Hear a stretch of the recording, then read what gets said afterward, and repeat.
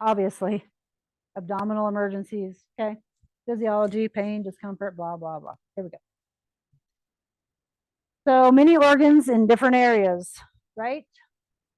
All pertaining to different systems in your body. That's why it's so important to know what is what in there. I don't like being over there. Nope. Okay, region between your diaphragm and the pelvis contains many organs and provides the following functions. So your digestive tract, your reproductive, your endocrine, your regulatory. Can you have one without the other? Pretty much not, right? So once you start eating stuff, goes into your belly, gets siphoned through your liver and your kidneys and all the things, right? Okay, so here's a picture of solid organs, hollow organs. I'll promise you need to know them. Go read. Here's your quadrants, like as discussed. Right upper, right lower, left lower. Used to describe and identify areas of pain. If somebody says they have pain in their, she's female and she's got pain on the right side, where are you thinking? What quadrant do you think she's going to be in? She got pain on the right side. She's girl, obviously. Lower, right. Could be left though, right? I mean, obviously, because we have two ovaries, so it could be either or, right? Okay, look at that. Abs for days.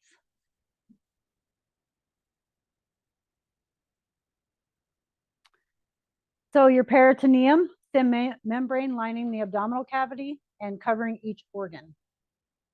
I'd stomp the floor, but I can't promise you that's going to be on your test, but I'm telling you.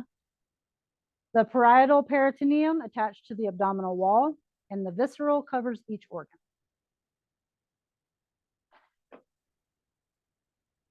Most enclosed with parietal,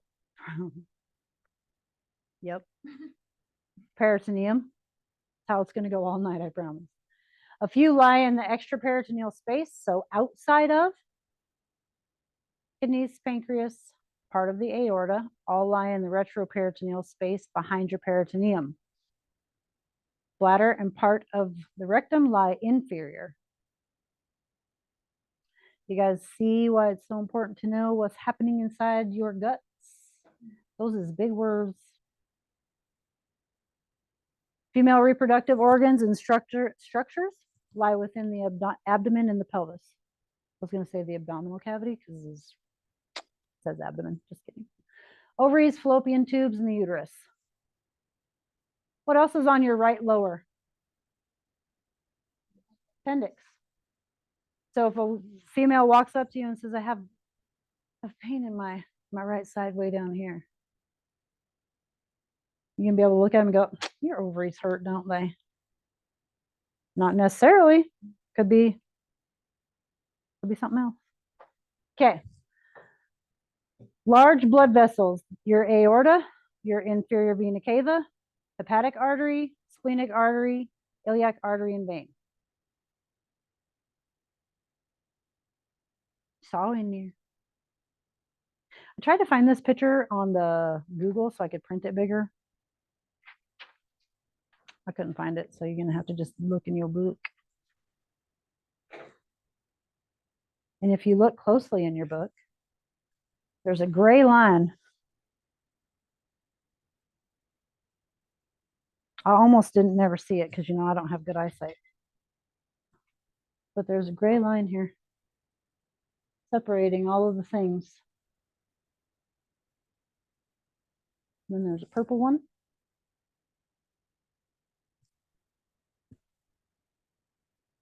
So might help you separate it out a little better if you can even see it, because look how close her face is to the to the page. Yeah. Girl, that's what I said. I about didn't catch it. Okay, pain or discomfort. Visceral pain. It's probably a word you're going to want to memorize, quite honestly. Highlight it twice. I don't know, whatever it takes. Originates from the organs within the abdomen. Fewer nerve endings allow for only diffuse sensations. Could be dull or achy. Intermittent, crampy, or colicky may result from hollow organs.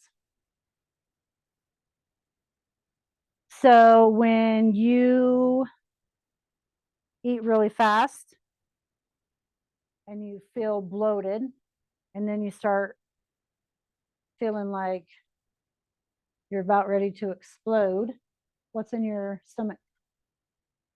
Air. I'm sure you've seen 1,000 times colicky animals. Babies get colicky when you throw them in the wind and you don't keep them covered up. Persistent or constant pain often originates from solid organs.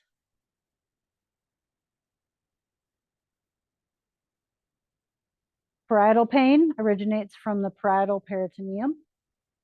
I'll say that 8 times real fast. Many nerve endings allow for a pain that is easier to locate and describe, frequently described as sharp. Pain is often constant and localized to a specific area. Your tearing pain, not the most common type, originates in the aorta or the stomach. Separation of layers of aorta caused by an aneurysm. Pain could be referred to the back, and ulcers in the stomach can also cause tearing pain. Very important to know about what we call a AAA, which is your aortic aneurysm. Okay, so if a patient comes to you and says, my back hurts, I got some tearing pain going on, you're going to like put that patient in bubble wrap, get them to the doctor until they can determine if it's a AAA or something else. And if you have fire guys drive for you, tell them to slow down when they go over the road. Referred pain, perception of pain in skin or muscles at distant locations. The abdomen has many nerves from different parts, and the nerve pathways overlap as they return to the spinal cord.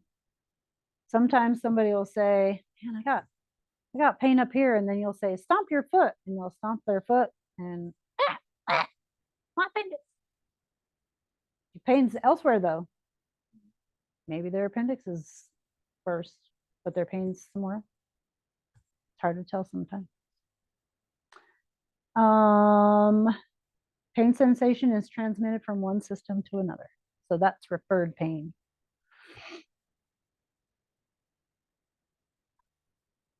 Your infections of the appendix. Nausea, sometimes vomiting. Pain often initially referred to the umbilical region, followed by persistent right lower quadrant pain. When it's ruptured, it's sudden and severe. The pain will increase, and contents releasing in the abdomen cause severe peritonitis. Green, gross. Peritonitis is irritation of the peritoneum and usually caused by foreign material in that peritoneal space. Sensitive, especially to acidic substances. And irritation causes involuntary contraction of abdominal muscles. What else besides abdominal pain and rigidity do you feel? Anything?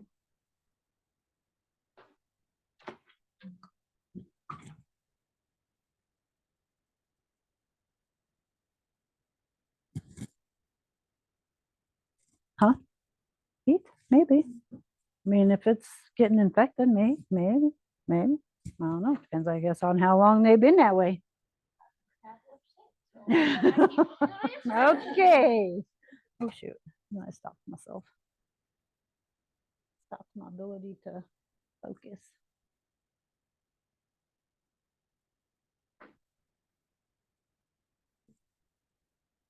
Haha. Forgot you can't tap his mouse pad. You have to actually use the buttons. Cholecystitis, inflammation of the gallbladder, often caused by blockage of bile followed by gallstones. Symptoms often worsen by indigestion of fatty foods. And your signs and symptoms could be severe right upper quadrant or epigastric pain, and pain often referred to the shoulder. And I promise you that is true. The other thing I will promise you is that when I had to have my gallbladder taken out, you know how when you run for a long period of time and you get a side ache? That's exactly what mine felt like for 3 straight weeks. And finally my secretary was like, you should probably go to the doctor. And I was like, I'm fine. Wasn't fine, had to have my gallbladder taken out. Mine is literally right here, like somebody stabbing me in the gut, literally. And same with my daughter. Women are just dumb and present different. Yeah. Are you leaving? No? Okay. Pancreatitis. Inflammation of the pancreas. Common in patients with chronic alcohol abuse. And your signs and symptoms are epigastric pain and often referred to the back and or shoulder. What other pains that's happening in your guts do you think causes shoulder pain? It's actually something quite simple. If you get air, you have to expel air. Sometimes you can get pain up into your shoulder and even into your neck, and literally it's nothing but gas. It's the weirdest thing. But had patients come in and be like, man, I think I'm having a heart attack. Oh, you're good. Had to burp. Had to. Gastrointestinal bleeding. So that's bleeding within your GI tract. So anywhere from your esophagus to your rectum. Could be minor or severe. And blood eventually exits from one end or the other. Often painless. Gastric ulcers, so holes in the GI system from highly acidic gastric juices, can cause severe pain and peritonitis. The other thing you're going to want to ask your patient if they come in and tell you that there's blood in their stool is, what color is it? Odd question. Patients look at you like you have 2 heads, but those are things you want to know. Is it a lot? Is it a little bit? See, there it is. Dark colored stools, often tarry, kind of look like coffee grounds, if you will. Vomiting the coffee grounds, appearing blood, could be frank blood, and the patient can be absent. The pain can be absent or severe.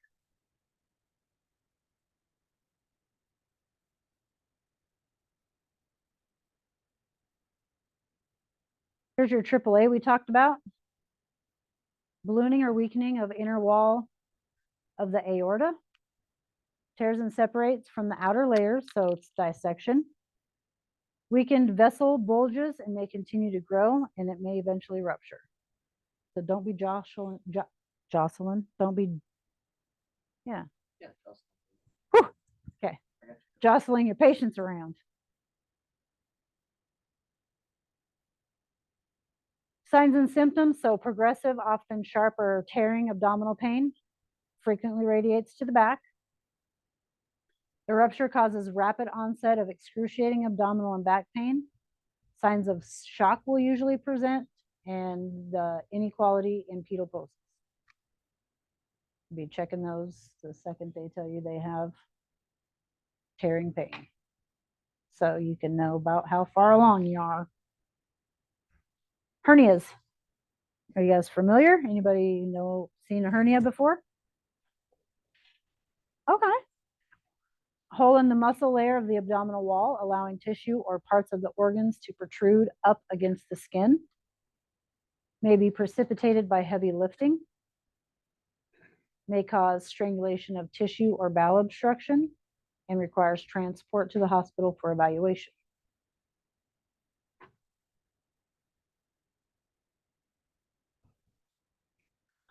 Signs and symptoms: sudden onset of abdominal pain, and often following lifting, and palpable mass or lump on the abdominal wall or the crease of the groin.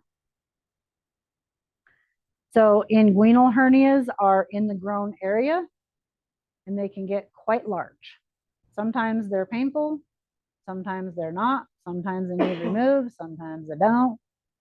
So if you see one in the groin area, that patient should probably be checked pretty quick, especially if they're male. Renal colic. Severe flank pain caused by kidney stones traveling down the ureter. Your signs and symptoms could include severe pain in the flank or the back, pain that radiates to the groin, and nausea, vomiting. I've never had a kidney stone. So for men, I've heard it's the equivalent of what a woman goes through when they have a baby. So congratulations to you. Frank's had like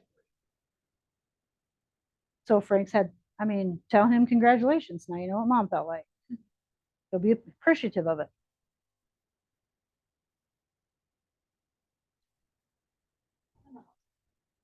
I do know that when you get kidney stones that are too big to pass, they have to go in and blast them. And I also know that they can cause severe infection that you can't see. So when I had mine, it was literally, I was plumb fine sitting in when we were in the OR room because the ER was being worked on, and I'm sitting there documenting, and all of a sudden, I felt like, you know what? I just wanted to curl up in a fetal position and not move, and I couldn't breathe, and it was right on that right side, and ow. It was almost instant. They knew exactly what was wrong. oh, happy birthday to you. I told my dad I thought I had a kidney stone. He told me to drive myself to the hospital. How big was it?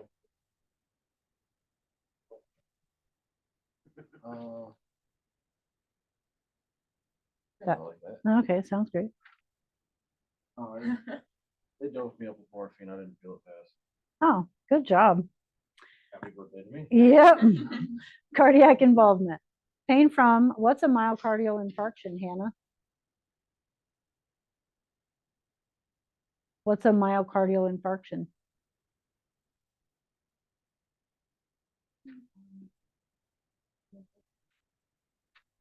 Yeah. Girl, you were paying attention. All right. Pain from a myocardial infarction may be felt as abdominal discomfort, epigastric pain, indigestion, or digestive discomfort. Always consider the possibility of a cardiac emergency as a cause of abdominal symptoms. Literally, when a patient comes to you and says, I don't feel good, I got a little bit of pressure in my shoulder and my back hurts. My following question is going to be, have you ever had any cardiac issues? And then we're going to just start going down the list of, could this be cardiac, especially if they're female? Face to waist on females and globally around, right? Most serious cause of ectopic pregnancy occurs when fertilized embryo implants outside of the uterus. Rupture can cause life-threatening internal bleeding. Hurts real bad. If they come to you and they tell you this is the worst pain I've ever had in my life, and there's a chance they could be pregnant, because you're going to ask them that, then we need to figure out what's happening. Kind of keep in mind with that is if it's unknown of the abdominal pain in a female, it's not Yep. pregnancy until proven otherwise. Yep. Does that like 72 times in this job. That's good. Then obviously you need to know it. Here it's Probably true. Okay, questions so far on where we're at with abdominal emergency? Cool. in with chest pain, abdominal pain, chest pain, hand in hand. Because it's a heart attack until you prove it's not. All right, here's our assessment and care. So many potential causes of abdominal pain. Give me one, Ian. Okay. Yeah. Casey? What? GI. Oh, gee, I thought you said jammy, and I was like, what does that have to do with anything? Like, you need some peanut butter? Yeah. Okay, Hannah?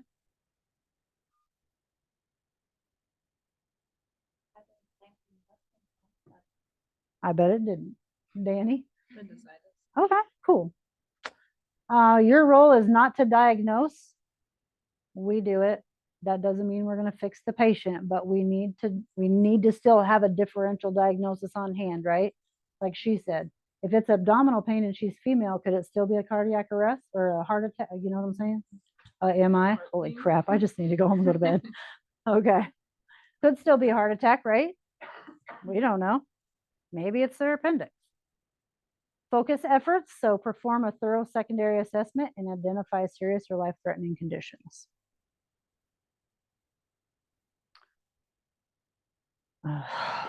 Okay. Wrap that up into one sentence. Girl, paying attention. Love this. All right. Get your general impression. Get your level of consciousness and your airway care. Look for signs of shock and position your patient accordingly. Application of supplemental oxygen to any hypoxic abdominal pain patient or in any situation where they might need some dang oxygen, right? You need some oxygen. All right. What was the onset? You guys know all this stuff. What is this? What is it? It's your what? Right on. Love that for you. Okay. Where are you in your menstrual cycle? This is one of the questions that we actually hate asking patients because even 12-year-olds can get pregnant, right? You're on your menstrual cycle, any chance you're pregnant. With the way that sex trafficking and abuse is so rampant in today's age, you're just going to have to ask these questions. They suck, just do it. Is your period late? Do you have any bleeding from your vagina that's not menstrual bleeding? And if you're menstruate, is your flow normal? You want to get a dirty look from the mom? Ask that in the process. Yep. And they're because to the mom, you're insinuating that their daughter is stepping out of the bedroom. How dare you? Well, mom, maybe something bad happened and it wasn't voluntary. So questions we need to know. Have you had the pain before? When did it happen and what was it like? Any chance you're pregnant? And are you using birth control? There are times when you will hear us ask even men if they're on birth control. It's weird, should not have to be asked. However, comma, one may never know, right? What's that one? Right on. It is, but the S is gone because you guys are so smart and you didn't need it. I highly doubt that, actually. You're welcome. All right, on a geriatric note, decreased ability to perceive pain. Same thing with your infants. More serious causes of abdominal pain, what do they have? What's common? UTI. Legit.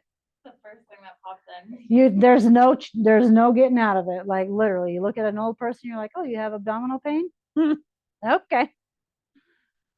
More likely to be life-threatening because they don't feel the pain, which means they've been having a UTI for 2 weeks, whereas if we get a UTI, it's 2 days and we're like, fix it. Okay? And could be complicated by medications. Maybe they take a fentanyl patch. Now we're really obscured. Now it's 3 weeks. Who knows? Your physical examination of the abdomen. So when you do your inspection, you're going to check for any distension, any rigidity, discoloration, protrusions. Use your fingertips. Save the painful area for last. There's that rigidity, pain, and guarding. Their stomach is tight Something's going on in you. Maybe they got an internal bleed or something, or their FOS. One may never know. Baseline. So then take those every 5 minutes, because until we figure out what's causing the pain, is this patient critical? Could very well be, and we don't want to miss something, right? Pulse, respirations, blood pressure, color, temperature, and condition of the skin, your O2, and your mental status. What happens when you get a severe UTI? What starts happening? Mood swings. What else? What does an infection do? Sepsis. What does that do to your brain? Alter mental status, right? So now you've got a patient who, say they're already signs of dementia, Alzheimer's. Now we have a UTI. That loved one's probably going to be real confused on whether or not that patient is just, oh, hey, this is our normal dementia, or, oh, do we have a UTI? So general abdominal distress. Some will result from the digestive system disorders, and others could be from cardiac, diabetic, food poisoning, or the flu.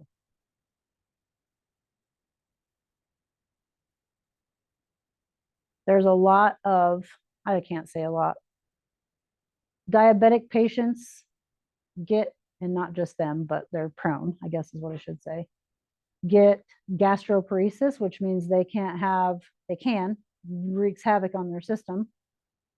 Fresh vegetables, because their body doesn't, their stomach doesn't break it down as well and as easy. So assess and care for these patients with appropriate attention to their airway, particularly if they're vomiting. So, don't want them to aspirate, right? Always work to calm them and reduce their anxiety, and never give them anything by mouth, no matter how much they beg. Maintain the airway and have your suction ready if you need it. Give your hypoxic patients oxygen to keep your 94%. Place them in a what? What is that? Did you just read that out of the book? Okay. Okay then. Good girl. Transport to appropriate facility. Your 89-year-old female with a history of diabetes, hypertension, and gallstones is complaining of nausea and dizziness about 20 minutes after eating. Give me some differential diagnosis.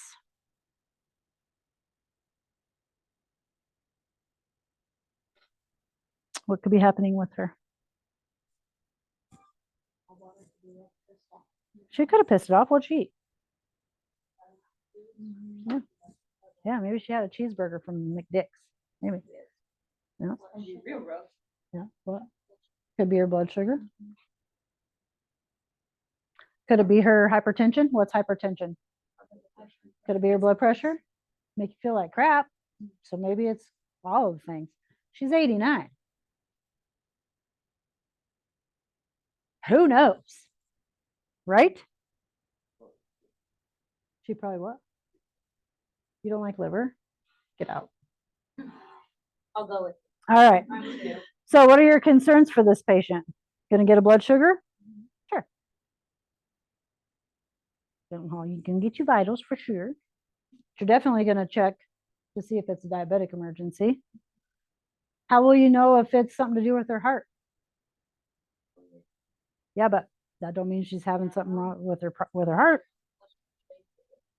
Right? Gonna get your vitals, look at your heart, look at your blood pressure, look at all the things, right? What's your treatment gonna be? Going down your sheet. What's your treatment? Start at the top of your sheet, for real.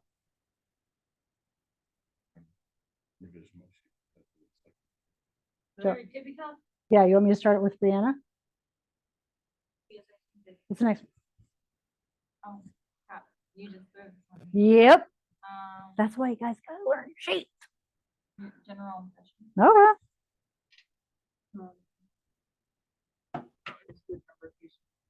Number of patients. All the top things. Your vitals. That's not at the top. Your sample history. That's not the top either. Jeez. There we go.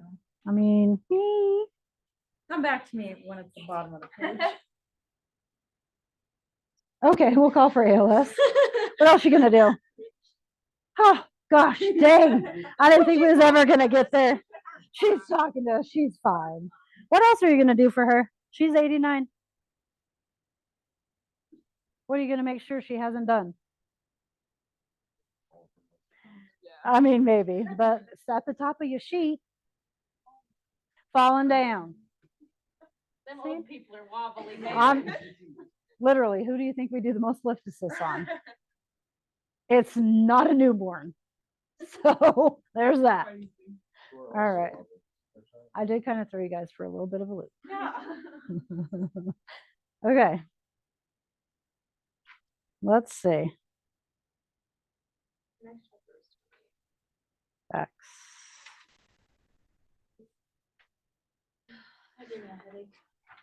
Well, get used to it because you're fixing to have a whole nother.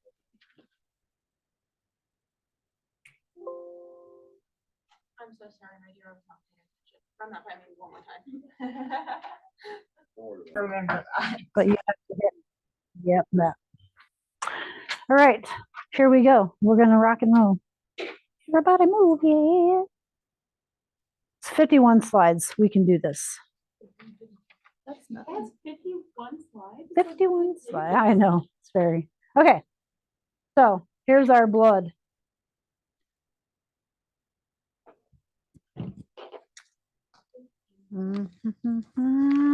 Here's your good stuff right here. Okay. Okay. Represents its own organ system and has specific functions. What part of our blood does the clotting?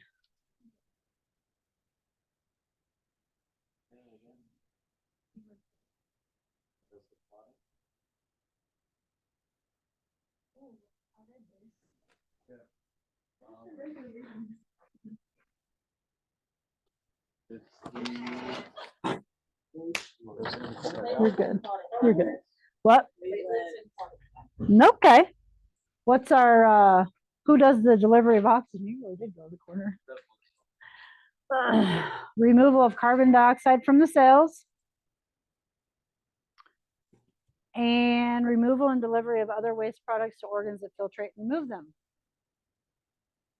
Okay, that's what your blood do. It's made up of these solid components, what you just discussed. Medications can affect some components of the blood. What's one medication that would change the blood a little bit? Warfarin. What'd you say? Aspirin? Yeah, warfarin. All you did was just sum it up. He just get, yeah, exactly. Still the same, just, you know, does the things. Same thing. All right, so here's your clotting. Aggregation of platelets is body's most rapid and initial response to stop any bleeding. Clotting factors are a group of proteins produced in the liver and released into the bloodstream. And once they're activated, the clotting factors form clots through the clotting cascade.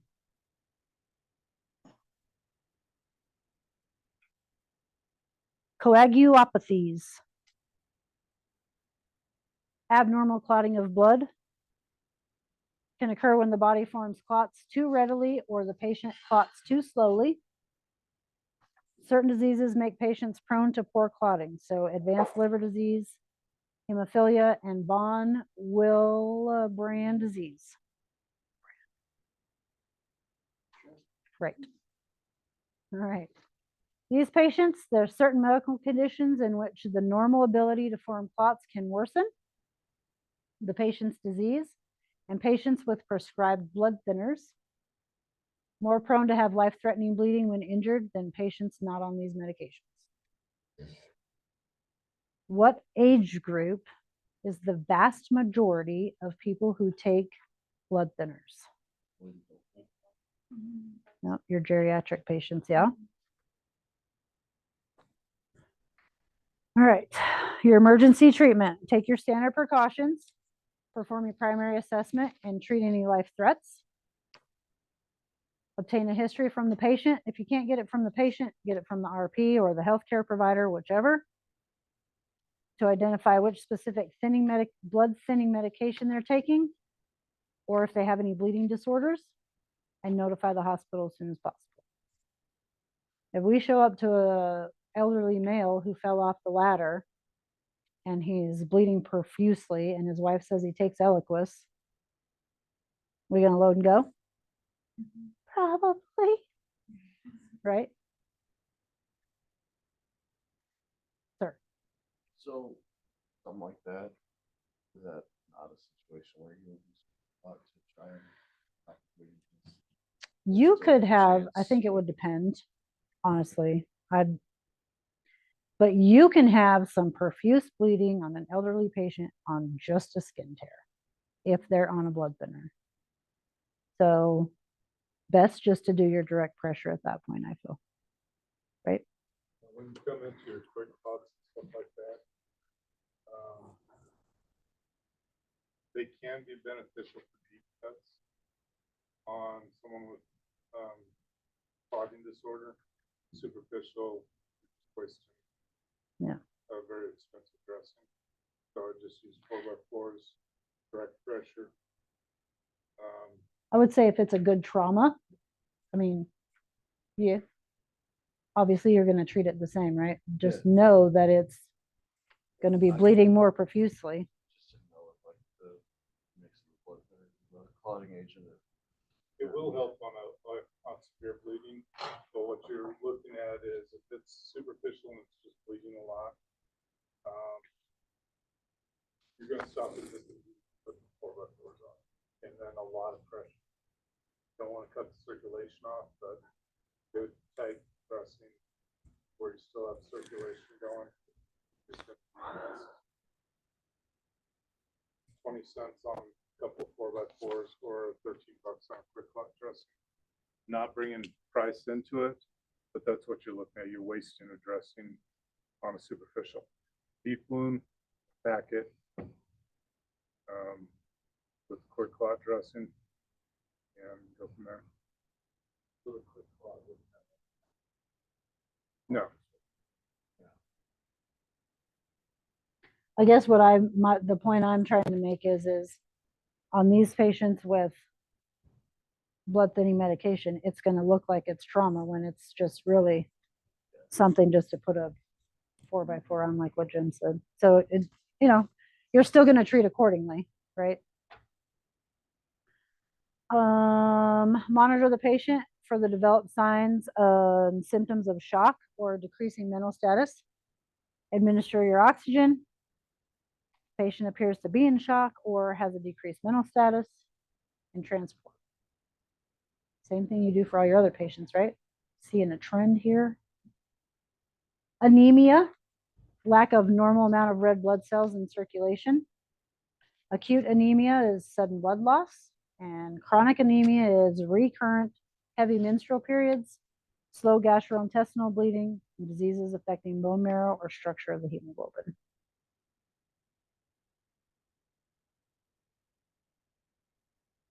Your sickle cell anemia is a genetic disease affecting red blood cells. Most commonly occurs in patients of African descent. Is defective shape, resembles a sickle, which there's a picture on page 769. Cells have a short lifespan leading to chronic anemia.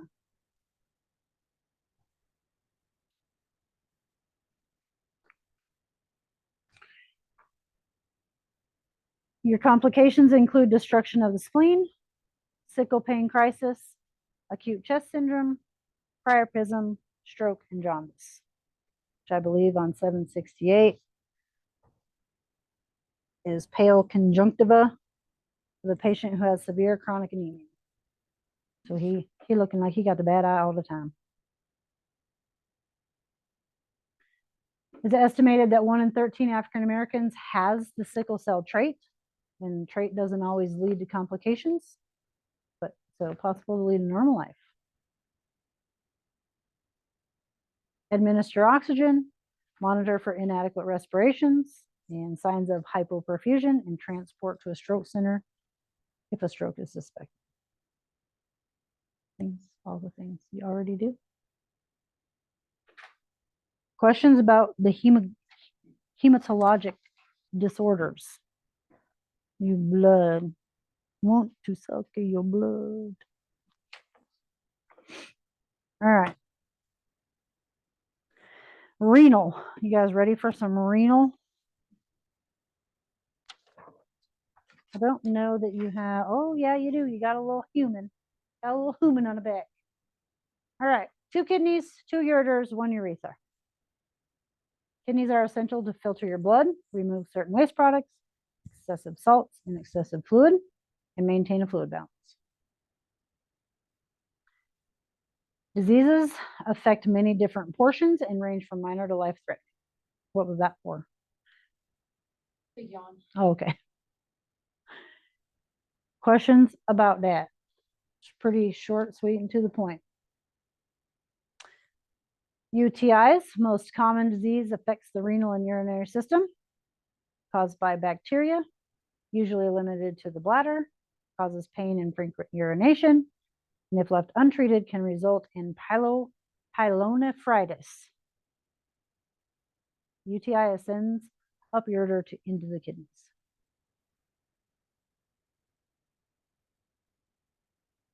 You're going to get a blood in the urine. I don't know how common it is for men to get UTIs unless they're elderly, but blood in the urine, it's pretty painful. Feel like you have to go to the bathroom all the time, but nothing ever comes out. Kidney stones, usually made of calcium and formed within the kidney. And when in the kidney, they usually cause no symptoms. When they become dislodged, they can cause severe unilateral flank pain, and patients may report nausea and vomiting.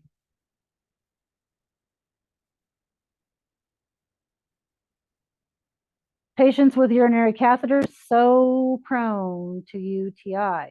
That's why when you walk into a nursing home facility, senior care facility, she has new onset altered mental status. Really? Yeah, they started treating her for UTI yesterday. Okay. Okay. So, need for urinary catheter, they have obstruction of bladder outflow or neurological disorder. These patients use these catheters to drain their urine. Some are commonly placed in the urethra, and some may be placed through the skin. Suprapubic. Suprapubic.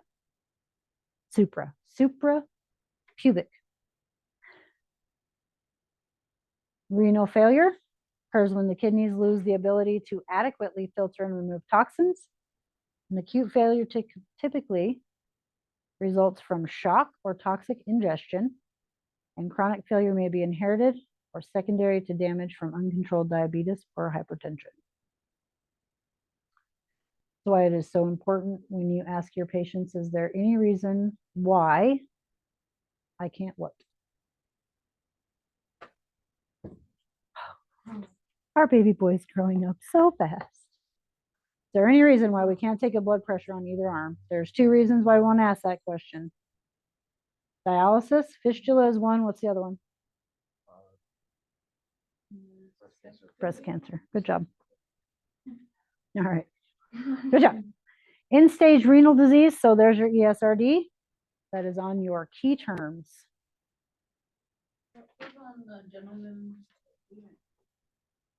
Oh.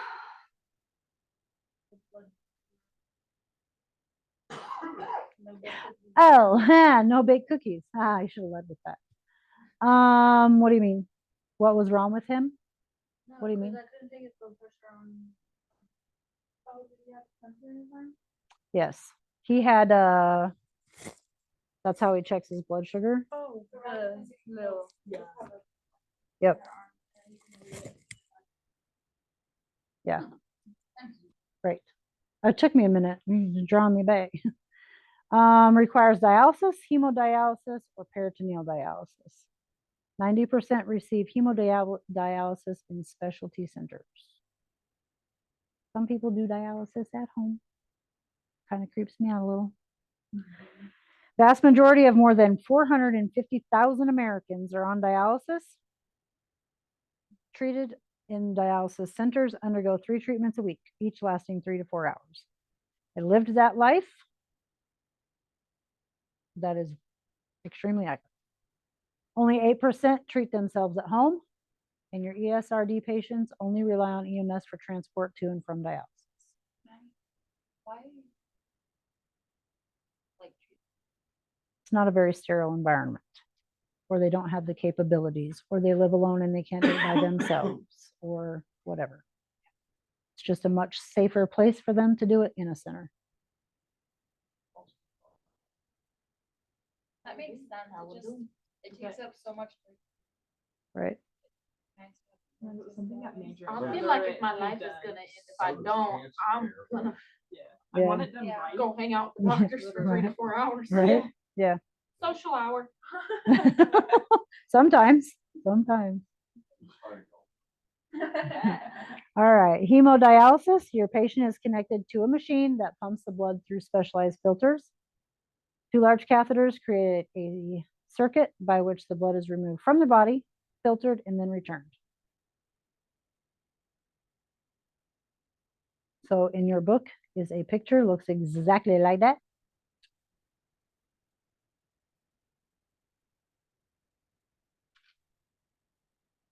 Which you can read much better, I think, in your book than you can on that.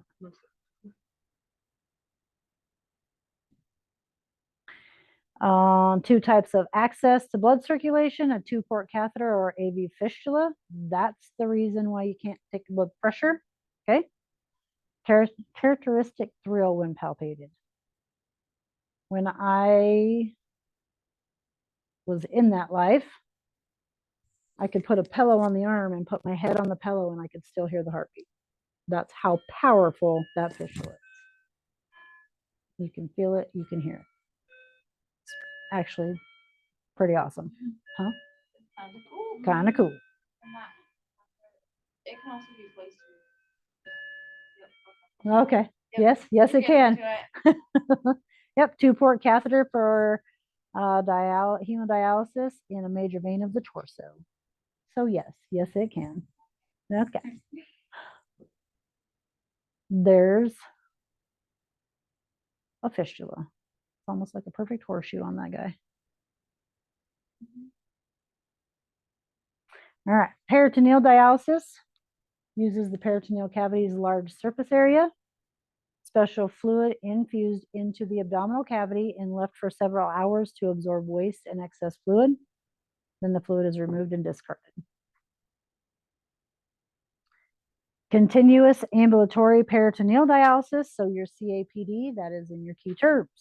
Gravity exchange process repeated several times a day. Your continuous cycler assisted peritoneal dialysis, your CCPD, also in your key terms.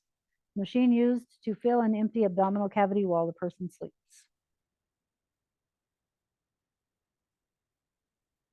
Looks like that.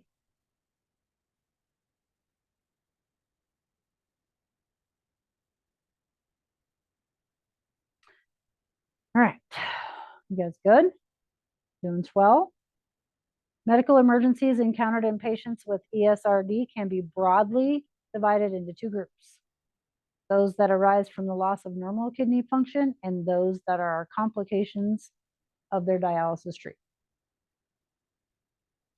Vast majority of these patients have other underlying diseases like diabetes and high blood pressure. And since those 2 pretty much go hand in hand, here we are. Your complications usually relate to them missing a dialysis appointment, and they present with signs and symptoms similar to congestive heart failure. They're retaining fluid, shortness of breath, edema, and electrolyte disturbances, and it makes them feel awful. Sometimes they get dialysis and they still feel awful, but when they don't do dialysis, there's a lot of vomiting, there's a lot of headaches, there's a lot of diaphoresis. They do not feel good.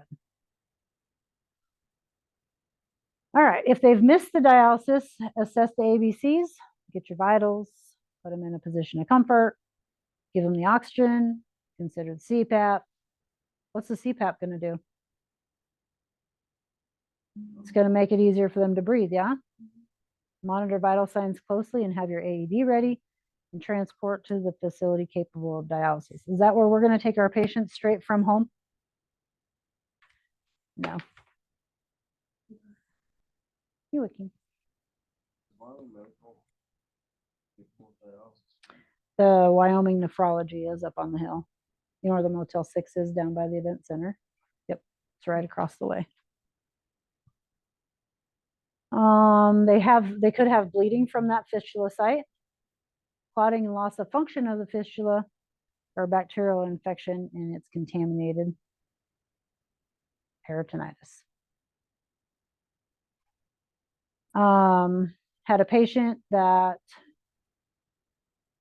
I don't even know the days of the whatever, but I'm just going to say it. But like, say on a Tuesday, had a fistula put in, and on a Wednesday, didn't feel very good, called EMS, and EMS went to put a blood pressure cuff on that arm, and the blood pressure cuff started pumping up, and she went, oh, I forgot to tell you, I just had that placed.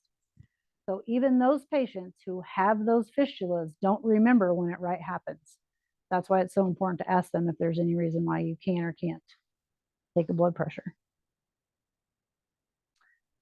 Patient complications of dialysis, the ABCs, the controlling of the bleeding, use the direct pressure, elevation, and a hemostatic dressing is needed. And if you can't control the bleeding, tourniquet should be applied to administer oxygen. If JJ were here, she'd be able to tell you that she had a patient at one time who was bleeding from their fistula, and he refused to go to the hospital. Very adamantly was not going. So direct pressure until it stopped, and stayed with him until he was happy, wasn't going to the hospital. So some of these patients know their body better than you, obviously. He knew it was going to stop, didn't want to go. Treat them for shock and keep them supine and warm. And if the peritonitis is suspected, transport dialysis fluid for confirmation.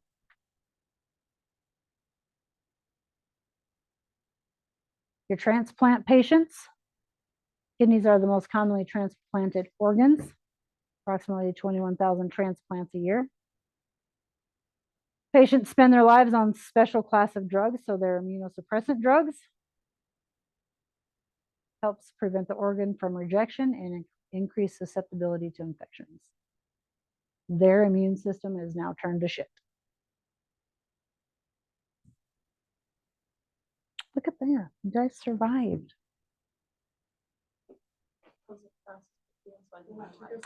Well, but listen, there's 11 slides left of your chapter review. Here you go. Yeah. Sickle cell anemia, pretty important thing to know. Wouldn't be surprised if it's on your national registry, to be honest. Yeah.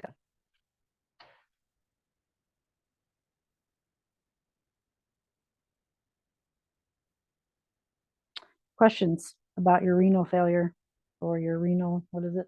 Renal emergencies or whatever? Well, all right, Dean.